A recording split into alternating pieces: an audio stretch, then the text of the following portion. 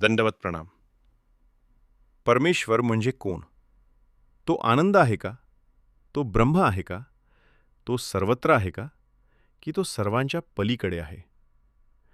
सूत्रपाठातील निर्वचन प्रकरण परमेश्वराचे स्वरूप अत्यंत सूक्ष्म आणि तात्विक भाषेत स्पष्ट करते. आज आपण जाणून घेणार आहोत परमेश्वर नेमका कसा आहे. आनंद म्हणजेच ईश्वर. सूत्राची सुरुवात होते, आनंद शब्दे ईश्वरू बोलीजे. म्हणजे ईश्वराचे खरे स्वरूप आनंद आहे. हा आनंद सांसारिक सुखासारखा नाही. धन, सत्ता, मानसन्मान किंवा इंद्रिय सुखातून मिळणारा आनंद क्षणिक असतो. परंतु परमेश्वराचा आनंद शाश्वत, अखंड आणि अविनाशी असतो. म्हणूनच सूत्र म्हणते, आनंद तो स्वतःच आनंद स्वरूप आहे. तोच परब्रह्म आहे. पुढे सूत्र म्हणते, ब्रह्म म्हणजेच तोच परब्रह्म आहे. सर्व विश्वाच्या पलीकडे, सर्व कारणांच्या पलीकडे जे अंतिम सत्य आहे तेच ब्रह्म आणि तेच परमेश्वर.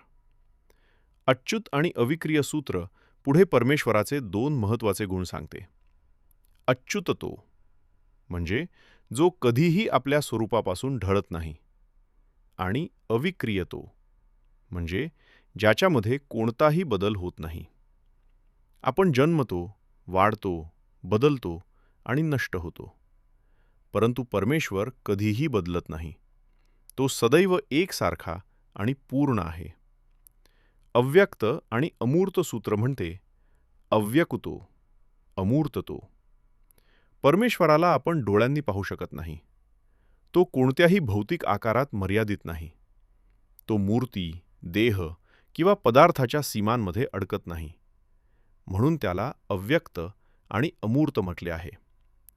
शुद्ध, बुद्ध आणि नित्यमुक्त परमेश्वर. शुद्ध आहे, बुद्ध आहे, नित्यमुक्त आहे. त्याच्यावर अविद्या नाही. त्याच्यावर कर्मबंधन नाही. त्याला जन्म मृत्यू नाही. तो सदैव मुक्त आहे. म्हणूनच तो जीवापेक्षा पूर्णपणे वेगळा आहे. निरभिमानी परमेश्वर. सूत्र म्हणते, निरभिमानुतो. संपूर्ण सृष्टीचा निर्माता असूनही त्याला अहंकार नाही. ही अत्यंत गहन कल्पना आहे. सामान्य मनुष्याला थोडे यश मिळाले तरी अभिमान निर्माण होतो. परंतु परमेश्वर सर्व शक्तिमान असूनही निरभिमानी आहे.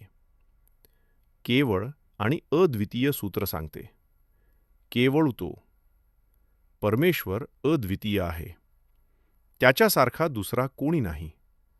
तो कोणत्याही दुसऱ्या तत्वावर अवलंबून नाही. तो स्वतःमध्ये पूर्ण आहे. म्हणून त्याला केवळ म्हटले आहे. माया आणि परमेश्वर सूत्र अत्यंत सूक्ष्म भेद सांगते. केवळोंची नित्य संबंधे माया असे. मायेचा परमेश्वराशी संबंध आहे. परंतु पुढील सूत्र स्पष्ट करते, माया जेथ संबंधाते पातली असे तेथची न पवे. म्हणजे माया परमेश्वराशी संबंधित असली तरी ती त्याच्या मूळ स्वरूपाला स्पर्श करू शकत नाही. जसा सूर्य प्रकाश देतो पण अंधार त्याला स्पर्श करू शकत नाही, तसेच परमेश्वर आणि मायेचे नाते आहे.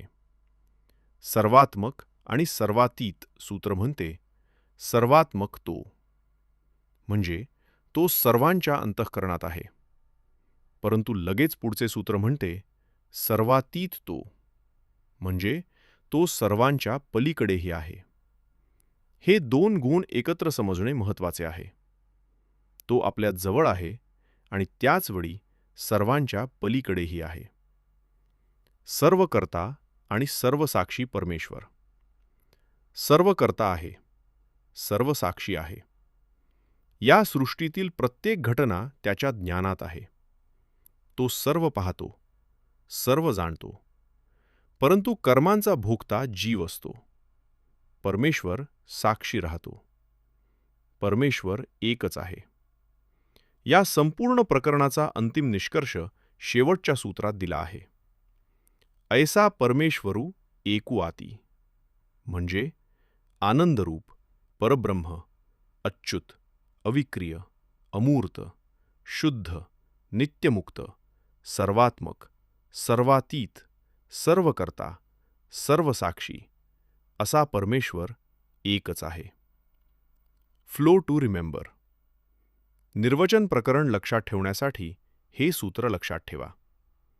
आनंद, ब्रह्म, अच्युत, अविक्रिय, अमूर्त, शुद्ध, नित्यमुक्त, निरभिमानी, केवळ, सर्वात्मक, सर्वातीत, सर्वकर्ता, सर्वसाक्षी, एक परमेश्वर.